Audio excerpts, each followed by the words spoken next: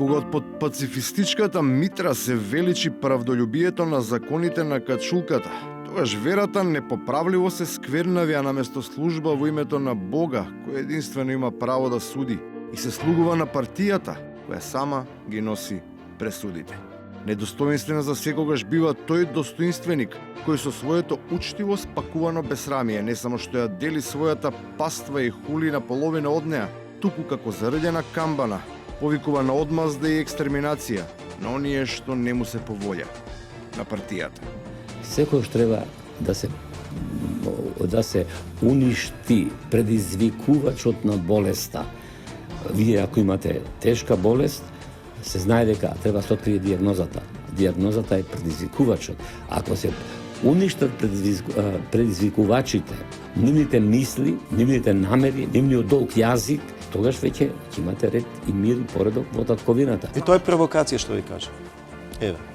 По таа група кон која се цели веројатно сега веќе спаѓа и човекот кој од својата рака го испушти единствениот жезол поради кој се случи унитарно распаѓачко кантонално федералната предавничко качачко комунистичка билингвална драма.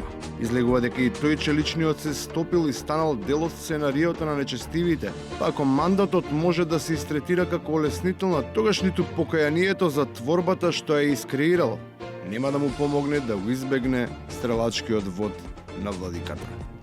Чувствувам и лична вина. Еве, прв пат ќе кажам дека сум учествувал во едукацијата на Талат Џафери. Преку фондацијата Фридрих Хебер ги обучував пратениците од тој состав на парламентот и можеби ќе се сети на сите оние предавања и на сите обуки. Не им е лесно ниту на државните уметници и партиски мислители, тие режимски протежеа која ширеат догмата за сунетот како прва црпната мерка на мортинската влада, за да можат и натаму да го форсираат и да партиципираат во изведбата на колониалистичкиот кич гипс барок. Сега креваат ограда кон одговорноста, тврдејќи дека нивните тези и теории биле и останале само беззначајни филозофирања на темата.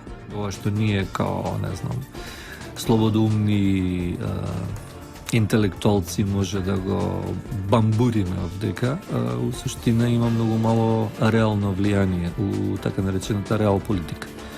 Значи, она што реално има влијание, тоа е кога некои батки ќе дојдат и ќе им се заканат и ќе мора да ретарираат некои луѓе, како што се дел од активистите на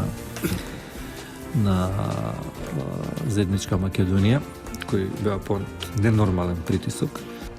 Беше толку наивно објаснувањето што не држи. И тој не бил само психолошки, туку и физички, иако на крајот, по се што се случи излезе голема.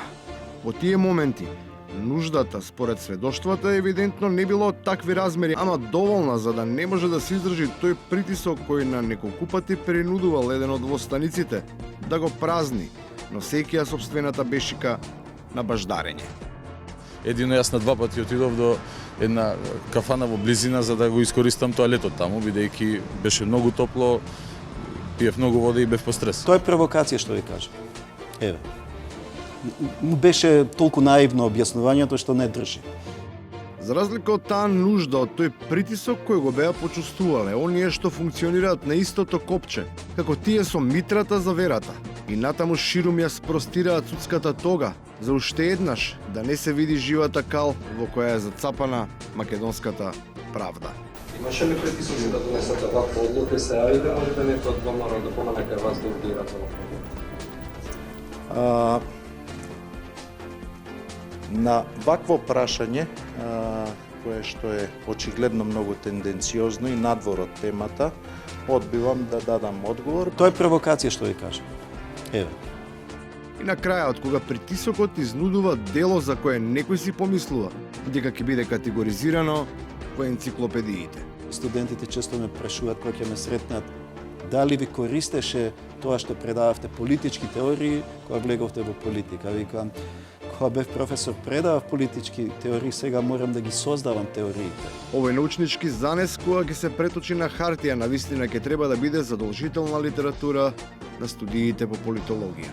Оти досега не е издаден таков капитален труд во кој се обелоденува непознатата теорија за тоа како е да се биде избран председател на држава, ова 2 мандати, тие што го кандидирале, ниту еднаш не му дозволиле да се избори да биде председател на државата. Тоа е провокација што ви кажа. Еве. Беше толку наивно објаснувањето што не држи.